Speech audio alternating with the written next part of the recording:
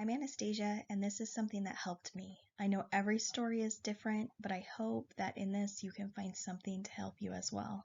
Best of luck. Recovery. Inpatient.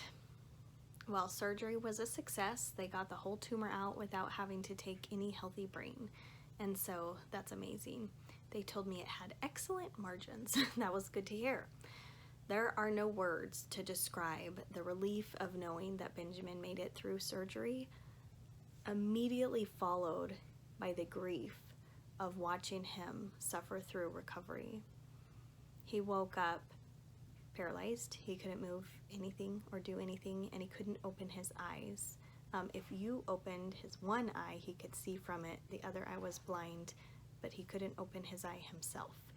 And his pain was at a level I've never witnessed before. And so it was incredibly difficult watching him go through this.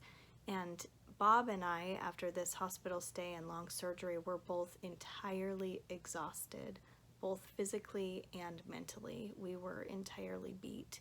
And so we really had to dig deep to find the strength to support Ben through his recovery. Honestly, there were times that each of us had to step away, and I'm really grateful that Bob was there to be with Ben when certain things were painful for me to witness, because there were times that we had to step away and just take a breath and clear our heads for a minute before we could come back in the room and be a positive, healing person. We needed a minute. So anyway, I'm grateful that Bob was there to be with Ben when things were too painful for me to witness. I'm so grateful that Bob understood when I needed a break, and he never made me feel bad about that. And I'm thankful that he didn't expect me to read his mind. In this emotional time, I didn't have any energy for that. And so I'm glad that he came right out and spoke clearly to me about his needs when he needed some personal space, when things were too overwhelming for him. At the time, I wasn't really thinking about it, but when Bob was very young, he watched his father die from brain cancer. And so when Bob saw Benjamin come out of surgery, it was absolutely terrifying on an even deeper level than what it was for me, because it brought up a lot of old feelings and emotions from the past when he watched his father die. So anyway, I'm glad that he was able to say to me when he needed some space and he needed some time. Since we each have different needs and we're both totally exhausted, there is no way we could have guessed what the other one wanted.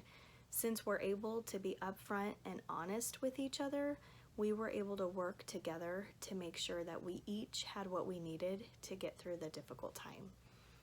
I would never wish this kind of pain, this kind of experience on anyone, and I really hope that you do not have to endure it, that nobody watching this has to endure it. But I know that if you do, somehow you will find the strength to get through it.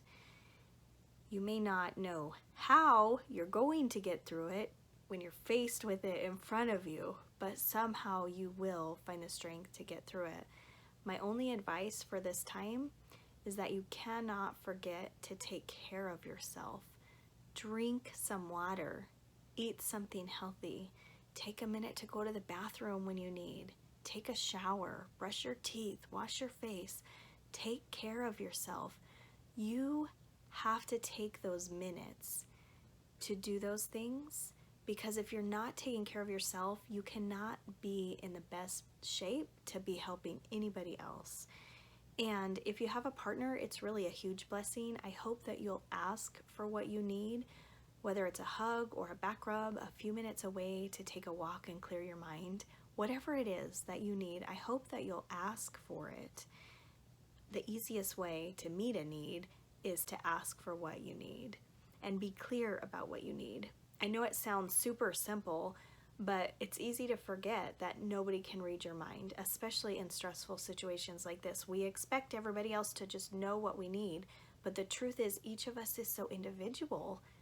We have to speak up if we want to be understood. So if you're not open about what you need, oftentimes nobody else even knows that there's an issue. And also, if you don't have a partner, I would encourage you to ask at the hospital. Ask for your social worker. If you find yourself in this situation, and if you're in the United States, you have a social worker, ask for that person. If you're in a different country or a different situation, I don't know how things run everywhere, but I would say ask for a clergy member, or just tell the nurses, tell somebody that you personally need some help to be able to get through this, and somebody can help you. Trying to do everything by yourself without any help can add additional stress and anxiety to an already difficult situation. And so again, I hope that none of you find yourself in this situation, but I know we are not alone in the world. It's actually terribly sad to hear how often these type of things do happen to children. And so if you do find yourself in this situation, I hope that something I'm saying here can help you. And I hope that you can take some time to care for yourself and to ask for what you need. Those things really do matter.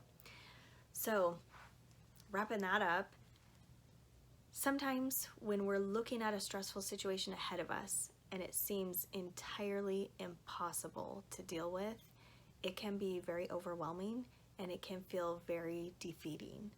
But it really helped me to think back over my past to other terrible situations that I had been in and how I got through them. Of course, I had never been in anything that was this bad before, but I have been through other things in the past, and some of the skills that helped me through those things really helped me at this time as well.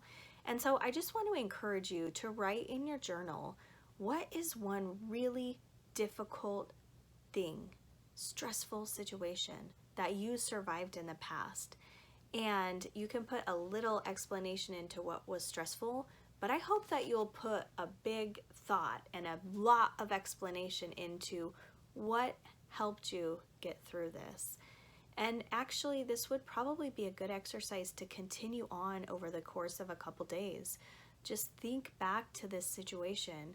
What helped you get through it? And you may think of one thing at first, like maybe an ambulance came and helped you, but later on, as you reflect on it, you may think of other things as well that helped you, like the people in the ambulance, the driver of the ambulance, the people who called the ambulance.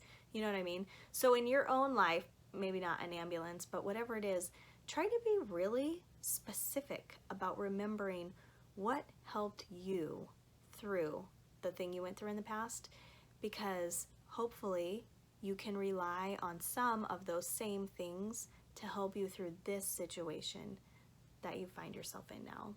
Best of luck. It used to really bother me. Every single person would say, I don't know how you do it. And for me, I realized the answer is 1 day at a time, sometimes 1 minute at a time. People would say, I could never do that. Yes, you could, and you will.